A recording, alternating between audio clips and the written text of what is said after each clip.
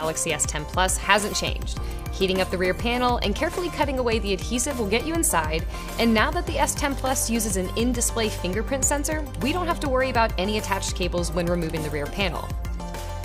We've got a mid-frame assembly to deal with next, and it's held in place by a whopping 16 screws.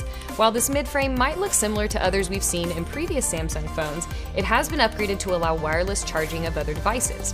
It'll be interesting to see how this feature affects long-term battery life. Disconnecting the front-facing camera's cable is all that's stopping us from removing them.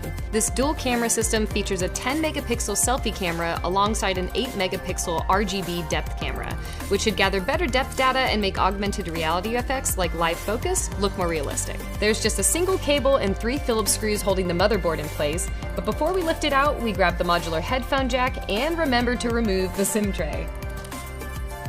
The rear camera system is connected to the underside of the motherboard and pushes right out. The 3 cameras that make up this system include the 12-megapixel telephoto camera, a 12-megapixel wide-angle camera, and a 16-megapixel ultra-wide-angle camera. On the board, you can see the 1 terabyte of eUFS storage and the 12 gigabytes of LPDDR4X RAM with the Qualcomm Snapdragon 855 layered underneath. The battery is next, and it's strongly glued in place, so we need to use our adhesive remover to get it free.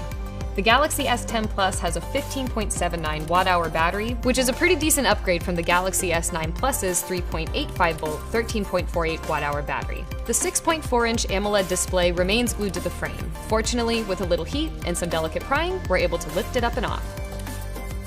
The ultrasonic fingerprint sensor is glued to the back of the display, and while we were able to lift the cable up, digging any further seems like it's going to be pretty destructive, so we'll leave it in place for now. This definitely seems like it's not a user-replaceable part. With the Galaxy S10 Plus fully disassembled, it's time to think about repairability fasteners. The speaker, cameras, and headphone jack remain 100% modular, but the USB-C port is now soldered directly to the main board. And on the downside, the battery remains mightily glued down and problematic to replace. Shattered screens, among the most common of all repairs, require a near total teardown to fix. And all repairs entail heating and slicing through stubborn layers.